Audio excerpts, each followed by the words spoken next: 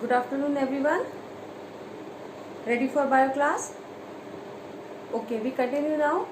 Last time पे we study about the nutrition in plants, photosynthesis की complete process को हमने देखा था, right? How the required raw material reaches up to their target place, मतलब वो leaf तक कैसे पहुँचे थे. उसके बाद हमने देखा था कि all the cells of a leaf is not मतलब लीफ की सभी सेल में फोटोसिंथेसिस नहीं हो रहा था. Only in mesophilic cells of the leaf photosynthesis is observe because in these cells chlorophyll pigment is present. ठीक है, अब क्लोरोफिल पिगमेंट को हमने देखने के लिए बोला था, वो क्लोरोप्लास्ट प्रेजेंट था. क्लोरोप्लास्ट का डिटेल स्ट्रक्चर हमने देखा था. तो we see the presence of grana thylakoid, है ना. The single lamellae like structure is called as thylakoid and the stack of these lamellae stack of grana is called stack of thylakoid is called as grana, है ना. अब यहाँ पर हमको grana, stroma, thylakoid ये सब कुछ क्लियर हो चुका था, है ना.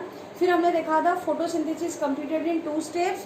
One is your light reaction and another one is your dark reaction. Light reaction हो रहा था मेरा उस थाइलेकॉइड के अंदर and dark reaction occur in our stroma part, है ना.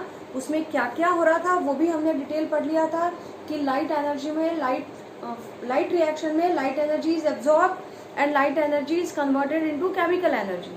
ठीक है, मतलब मैंने बोला था लाइट एनर्जी को एब्जॉर्ब करके photolysis of water is occur, water molecule टूटता है, oxygen is released out and proton and electrons are released. And by the help of this proton and electron assimilatory power, that means your energy is formed in the form of ATP and NADPH. ठीक है, फिर dark reaction में अपन ने देखा था कि the carbon dioxide is converted into the carbohydrate by utilising the energy form during the light reaction. Light reaction में जो एनर्जी बनी थी उसको यूटिलाइज करके डार्क रिएक्शन में कार्बन डाइऑक्साइड से कार्बोहाइड्रेट बना था. ये जो डार्क रिएक्शन है it is complete a cyclic process, enzymatic process होता है. इसको अपन ने बोला था हमारा कैल्विन साइकिल. और लाइट रिएक्शन को अपन ने बोला था हिल्स रिएक्शन, है ना. ये सारा कुछ हमने वहां पर देख लिया था लास्ट लेक्चर में. Now we continue the very small 2 topics today. First is your factors affecting photosynthesis. Photosynthesis को इफेक्ट करने वाले कौन कौन से इंपॉर्टेंट फैक्टर्स हैं. 4 factors we are discussing here. First is your light, second is your temperature, third is carbon dioxide, and fourth one is your water. We know that the required raw material for photosynthesis is your water and carbon dioxide. So of course these two are important. Next मैं बोल सकती हूँ temperature और light is again important for this particular photosynthesis process. अगर अब मैं पहली बात करती हूँ regarding about our light, मैं इस लाइट के बारे में बात करती हूँ तो light is again A important factor which control the rate of photosynthesis. मुझे पता है कि क्लोरोफिल पिगमेंट एक पर्टिकुलर वेवलेंथ की लाइट रेज को रिसीव करता है ना. It receive the visible light only. उसमें हमको विबज्योर 7 कलर स्पेक्ट्रम वो सारा कुछ अपन ने देखा था. तो यहाँ पर ये जो लाइट जो है वो 2 तरीके से इफेक्ट कर सकता है. एक तो intensity of light also affect the rate of photosynthesis and the nature of the light, the quality of the light also affect the rate of photosynthesis. ठीक है, मतलब अब मैं यहाँ बोल रही हूँ अगर मेरे लाइट का इंटेंसिटी कम होता है, if the intensity of light is less, the photosynthesis is again reduced. ठीक है, और वैसे ही मैंने बोला अगर इंटेंसिटी ज्यादा होगा तो रेट ऑफ फोटोसिंथेसिस भी बढ़ेगा. ठीक है, मतलब कह रही हूं मैं इंटेंसिटी कम होगा तो फोटोसिंथेसिस भी कम हो रहा है, इंटेंसिटी बढ़ेगा लाइट का तो रेट ऑफ फोटोसिंथेसिस बढ़ेगा. बट इट इंक्रीजेस और decreases up to a particular limit only.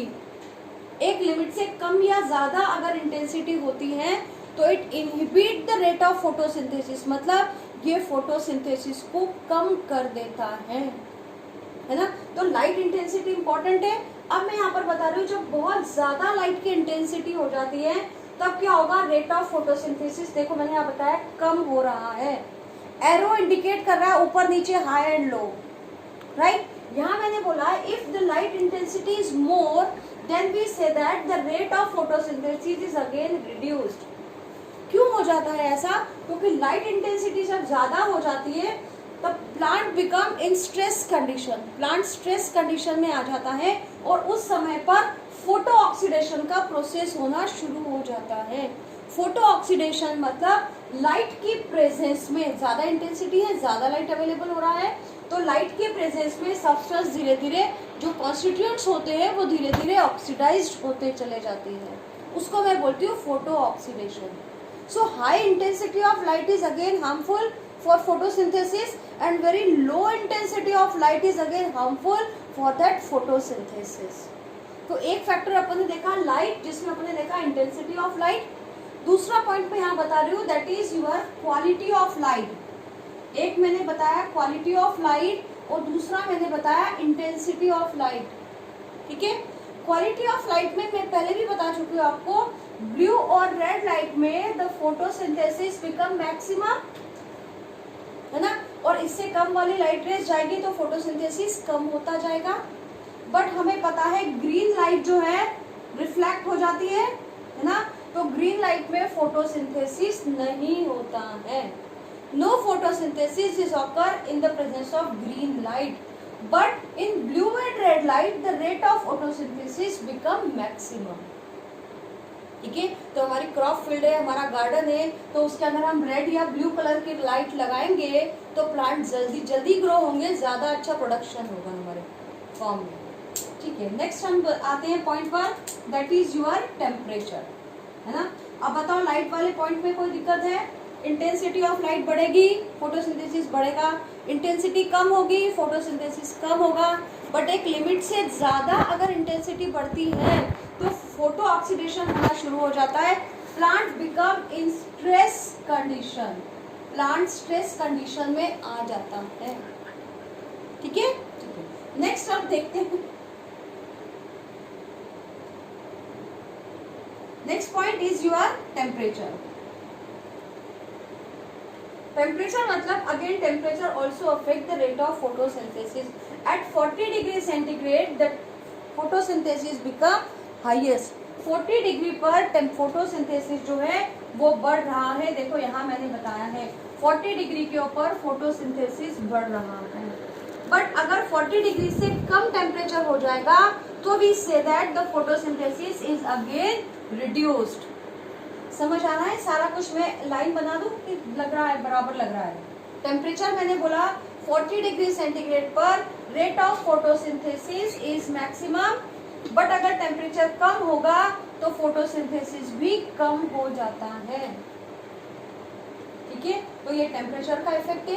अब फोटोसिंथेसिस यहाँ पर कम हो गया, क्यों कम हो गया? अगर टेम्परेचर कम या ज्यादा हो रहा है तो मतलब यहाँ भी हम कह सकते हैं कि एक पर्टिकुलर लिमिट तक टेम्परेचर है तो फोटोसिंथेसिस ज्यादा होगा, अगर टेम्परेचर बहुत ज्यादा वेरी करेगा तो फोटोसिंथेसिस भी रिड्यूस हो जाएगा। ठीक है, तो temperature totally affect the rate of photosynthesis. अब जब मैंने बोला टेम्परेचर अफेक्ट कर रहा है तो temperature basically inactivate the enzymes. अब देखो एंजाइम्स हमने कहाँ देखे थे? In dark reaction we observe the presence of enzyme. मैंने बोला था कार्बन डाइऑक्साइड से जब कार्बोहाइड्रेट बना था डार्क रिएक्शन में तो ये पूरी एक साइक्लिक एंजाइमेटिक प्रोसेस थी, इसमें बहुत सारे एंजाइम का रोल था तब ये कन्वर्शन हो पा रहा था। अब मैंने बोला यहाँ पर अगर एंजाइम इनएक्टिवेट हो जाएंगे, एंजाइम डीनेचुरेट हो जाएंगे तो क्या रिएक्शंस आगे फॉरवर्ड कंटिन्यू हो पाएगी? क्या नहीं हो पाएगी।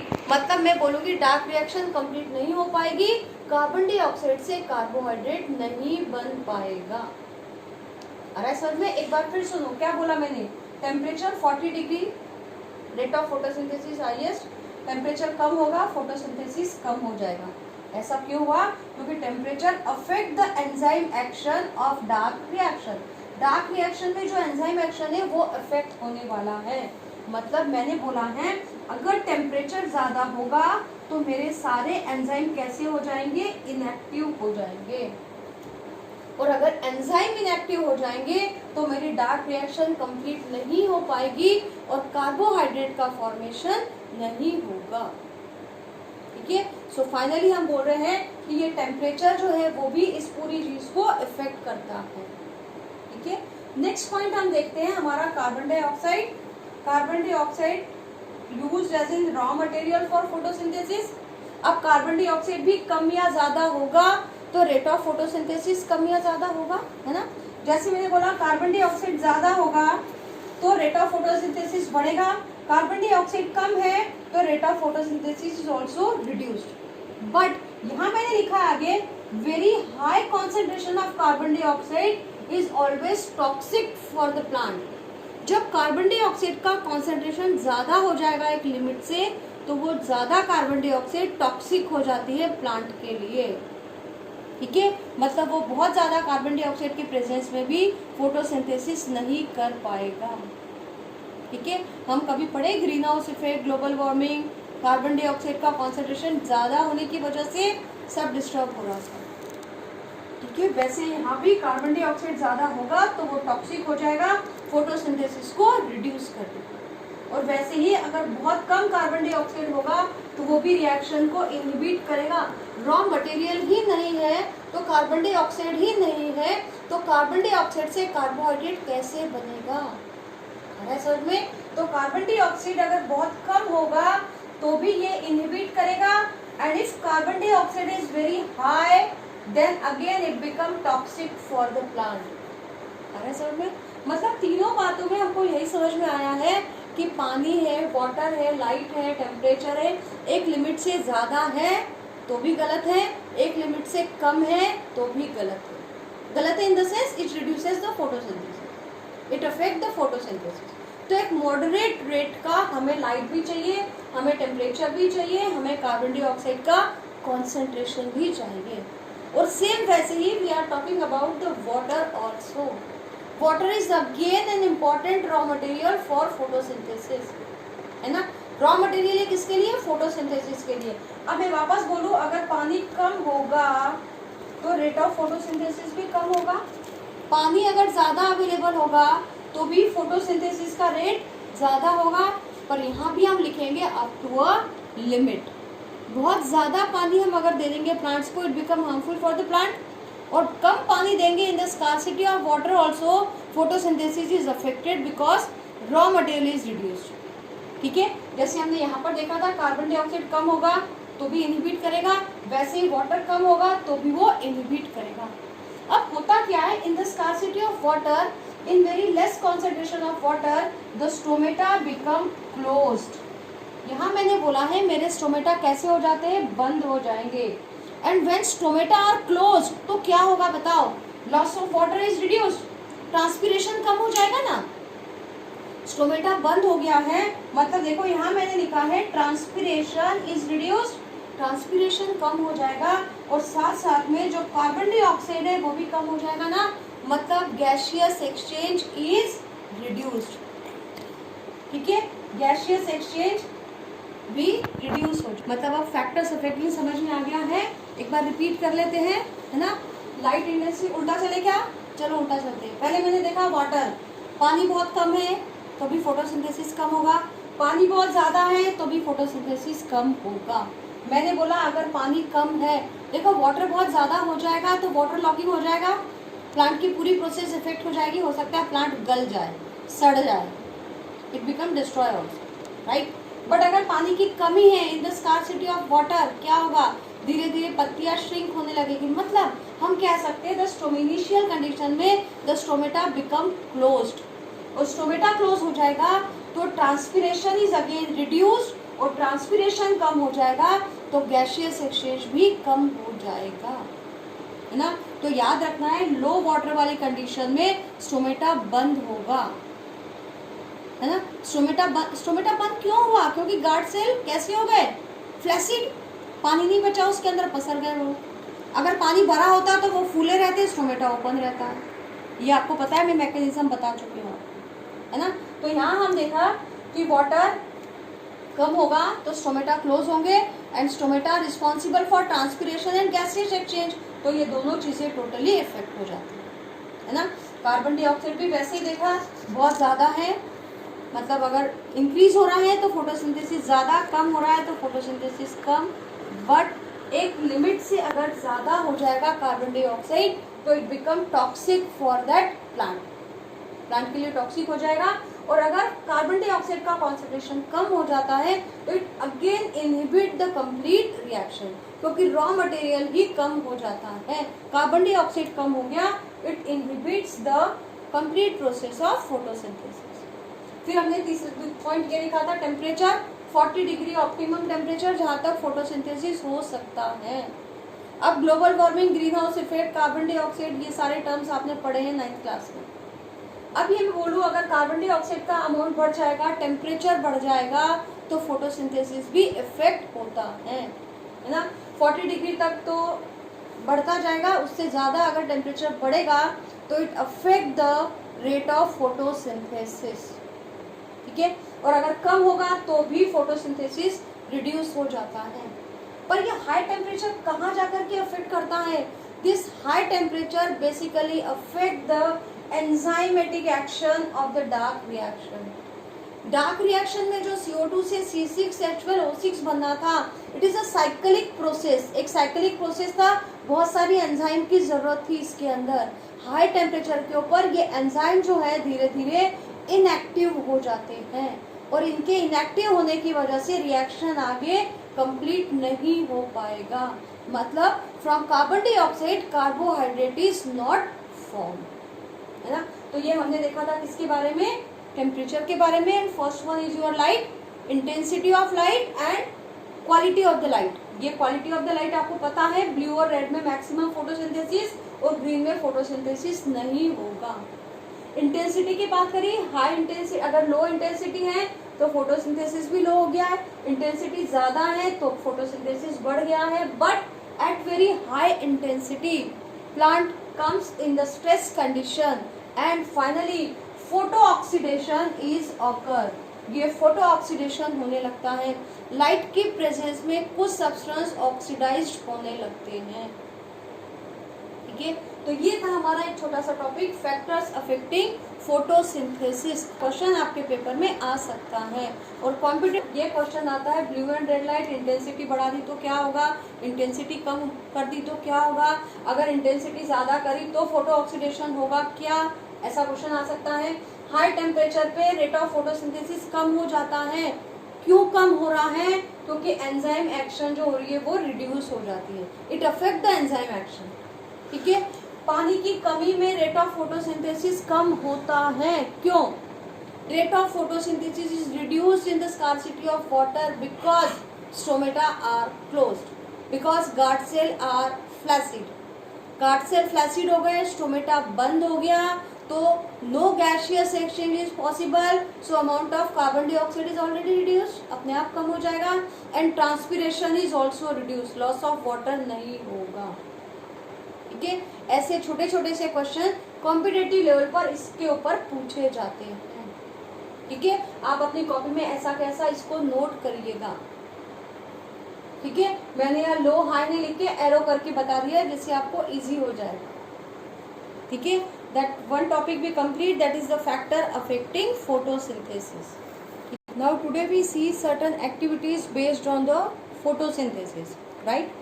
मतलब हम यहाँ देख रहे हैं, we all know that chlorophyll is necessary for photosynthesis. In second activity we say that light is necessary for photosynthesis, and third one more activity we see in which we show that carbon dioxide is also necessary for photosynthesis, ठीक है। In activity पर भी based बहुत सारे questions आते हैं, practical में भी आपको ये एक्टिविटीज होने वाली है, ठीक है। पहले मैं एक्टिविटी बता रही हूँ इन विच, जिसमें हम देख रहे हैं chlorophyll is necessary for photosynthesis. इसमें हम देखेंगे we are getting one potted plant which have the variegated leaves. Variegated leaf मतलब मेरे पास ऐसी लीफ है जिसमें ग्रीन और येलो दोनों कलर दिख रहे हैं। We get one potted plant which have the variegated leaf. Variegated leaf मतलब मैं बोलूंगी ऐसी लीफ जिसमें मुझे दोनों कलर दिख रहे हैं। जैसे इन some variety of money plant के पत्ते में मुझे कुछ पार्ट येलो कलर के दिख रहे हैं और कुछ यहाँ पर पार्ट जो है वो मुझे ग्रीन कलर का दिख रहा है ना। ये पार्ट मेरा येलो कलर का है जो मैं रेड कलर का दिखा रही हूँ, और बाकी जगह में जहाँ डॉट डॉट बता रही हूँ ये मेरा ग्रीन कलर का पार्ट है। ठीक है। वेरीगेटेड लीफ मतलब the leaf which shows both the colour green and yellow also, और ग्रीन के साथ कोई और कलर भी हो सकता है। The part of the leaf where green colour is present where chlorophyll pigment is present, ठीक है। और जहाँ क्लोरोफिल पिगमेंट है वहां पे फोटोसिंथेसिस होगा, और जहाँ फोटोसिंथेसिस हुआ है वहां पर स्टार्च का प्रेजेंस देखने को मिलता है, ठीक है। And we all know the presence of starch is tested by the iodine solution. अगर स्टार्च की प्रेजेंस को मुझे टेस्ट करना है तो मैं वो स्टार्च वाले मटेरियल पर अगर एक बूंद आयोडीन की डालूंगी तो that starch become converted into blue और ब्लैक कलर। अगर वो ब्लू कलर में कन्वर्ट होता है तो मैं बोलूंगी the concentration of starch is less, and when it converted into dark blue colour then we say that, या dark black colour we say that the concentration of starch become more. इतना समझ में आया? फिर से एक बार सुनो। ग्रीन पार्ट है तो क्लोरोफिल प्रेजेंट है, क्लोरोफिल प्रेजेंट है तो फोटोसिंथेसिस होगा, फोटोसिंथेसिस होगा तो स्टार्च बनेगा, और स्टार्च को टेस्ट करने के लिए मैं आयोडीन का यूज करती हूँ। और अगर स्टार्च प्रेजेंट होगा तो कलर चेंज होता है, कैसा होगा? इट बिकम ब्लू और ब्लैक कलर। ब्लू कलर आया तो स्टार्च का कॉन्सेंट्रेशन कम है, और अगर ब्लैक कलर आता है तो स्टार्च का कॉन्सेंट्रेशन ज्यादा होता है। इतना क्लियर? अब इसी कंसेप्ट पर बेस हमारी ये एक्टिविटीज हैं, ठीक है। अब सुनो मैंने क्या क्या किया है। First we take a potted plant with variegated leaf, example मैंने मनी प्लांट लिखा है, ठीक है। अब क्या हुआ इसके बाद? We just keep that plant in dark for 3 to 4 days। मैंने उस प्लांट को एक बंद कमरे में, अंधेरे कमरे में ले जाके रख दिया है 3-4 दिन तक। ऐसा क्यों किया? ऐसा इसलिए किया कि उसको लाइट नहीं मिलेगा, उसके अंदर फोटोसिंथेसिस नहीं होगा तो उसकी लीफ में स्टार्च नहीं होगा। समझ में आया? जो स्टार्च होगा वो प्लांट यूटिलाइज कर लेगा। सो हम क्या लिख रहे हैं यहाँ पे? We keep the plant in dark for 3-4 days। क्यों रखा? किसके लिए रखा? That become free from starch. उसकी जो लीफ होगी उसमें से स्टार्च जो है वो खत्म हो जाएगा, इट बिकम यूटिलाइज्ड, और नया बनेगा भी नहीं, तो लीफ बिकम स्टार्च फ्री, ठीक है। मैंने यहाँ लिखा है फ्री फ्रॉम द स्टार्च, इसलिए मैंने उसको डार्क में रखा है। अब मैंने क्या किया? Again we keep that whole potted plant in the light for 6 hours। अब मैंने उसी गमले को वापस रख दिया कहाँ पर? लाइट में। कितने घंटे के लिए? 5-6 घंटे के लिए, आप 8 घंटे के लिए भी रख सकते हो। अब जैसे ही we are keeping that plant in the light, it receive the light, carbon dioxide, water and all, तो photosynthesis is continuously occur in that plant. Done. जैसे ही मैंने इसको लाइट के अंदर रख दिया है तो क्या होगा? इसके अंदर फोटोसिंथेसिस होना शुरू हो जाएगा, ठीक है। मतलब अब उस लीफ के पार्ट में स्टार्च का प्रेजेंस मुझे क्लियरली दिखेगा, ठीक है। अब मैंने उसकी एक लीफ को तोड़ लिया है, ठीक है। अब उस पॉटेड प्लांट की एक लीफ को तोड़ के मैंने 2 मिनट के लिए, 1 मिनट के लिए बॉइल वाटर में डिप करके निकाला है। देखो मैंने लिखा है keep the plant in light for 6 hours, then take its leaf and dip in boil water. Boil water में डाल के निकाल लिया है ताकि लीफ मेरी सॉफ्ट हो जाए, ठीक है। अब इस सॉफ्ट होने के बाद इस लीफ को मैंने 70% अल्कोहल में बॉईल किया है। अब अल्कोहल में बॉईल करते हैं तो डायरेक्ट अल्कोहल में डाल के गैस पे नहीं रख देना है, बर्नर पे नहीं रखना है। That we keep in the water also. ये मैंने पानी रखा है और इस पानी के अंदर, इसके अंदर एक टेस्ट ट्यूब रखा है और इसके अंदर मैंने अपनी लीफ को डाला है। समझ में आया? Means we heat it, boil it in a water bath. ये मेरा बर्नर लगा हुआ है, ये बीकर है, इसके अंदर क्या है? मेरा पानी है। और ये टेस्ट ट्यूब है, इसके अंदर क्या है? मेरा अल्कोहल है। और ये मेरी वेरीगेटेड लीफ है। कुछ समझ आ रहा है? In that way we boil that kind of leaf in that alcohol. समझ में आया? अब मैं इसको जैसे ही अल्कोहल में बॉइल करूंगी, क्या लिखा है मैंने? Decolourise the leaf. क्वेश्चन पूछा जाता है why you boil the leaf in alcohol. Leaf में बॉईल करने से क्या हुआ? तो यहाँ हम बोलेंगे लीफ में बॉईल करने से लीफ बिकम डीकलराइज्ड। लीफ का कलर जो है वो चला जाता है, क्लोरोफिल डिसॉल्व हो जाएगा, ये अल्कोहल जो है वो आपको ग्रीन कलर का दिखने लगेगा। ठीक है, तो अल्कोहल में बॉईल क्यों किया? ताकि वो डिकलराइज हो जाए। अब इस लीफ को मैं वापस इस अल्कोहल से निकालूंगी और वापस बॉइल्ड वाटर में डिप करूंगी। Again we dip in boiled water to make it soft. ये वापस सॉफ्ट हो जाएगी बॉइल्ड वाटर में डालने पर। अब क्या हुआ? अब मैं इस लीफ के ऊपर आयोडीन का टेस्ट लगाऊंगी। यहाँ तक कहानी समझ में आई? क्या हुआ, क्या किया मैंने? पहले प्लांट को, वेरीगेटेड प्लांट लिया, पॉटेड प्लांट, पहले इसको अंधेरे में कमरे में रख दिया, डार्क रूम में। क्यों रखा? डिस्चार्ज द लीफ, है ना, leaf become free from the starch. अब मैंने वापस इसको उठा के उजाले में रख दिया ताकि प्रॉपर फोटोसिंथेसिस हो सके, मैं उतने टाइम पीरियड में स्टार्च की प्रेजेंस को चेक कर सकूं। ठीक है, अब मैंने इसको लाइट में रखा 5-6 घंटे के लिए ताकि फोटोसिंथेसिस हो जाए। अब मैंने क्या किया, इससे एक लीफ को निकाला और बॉइल्ड वाटर में डिप किया ताकि वो सॉफ्ट हो जाए। अब इस बॉइल्ड वाटर से निकाल के मैंने इस लीफ को 70% अल्कोहल में बॉइल किया। क्यों किया? ताकि ये डिकलराइज हो जाए, इसका सारा क्लोरोफिल अल्कोहल में डिसॉल्व हो जाता है। ठीक है,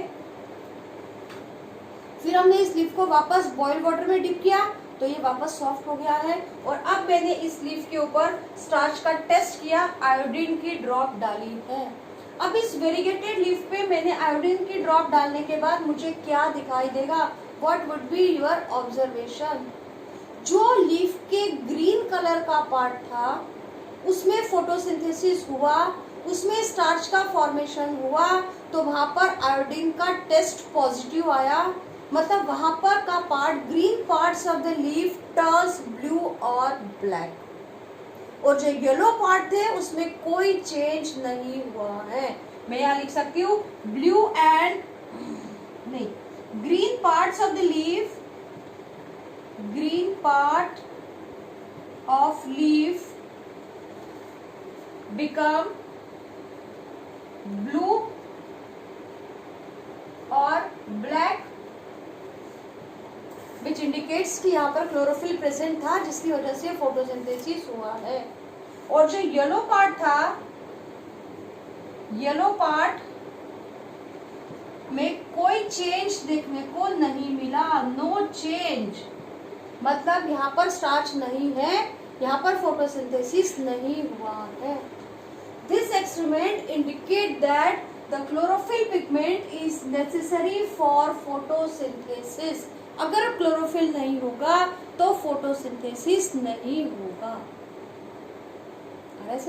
नेक्स्ट एक्टिविटी हमने करा, the light is necessary for photosynthesis.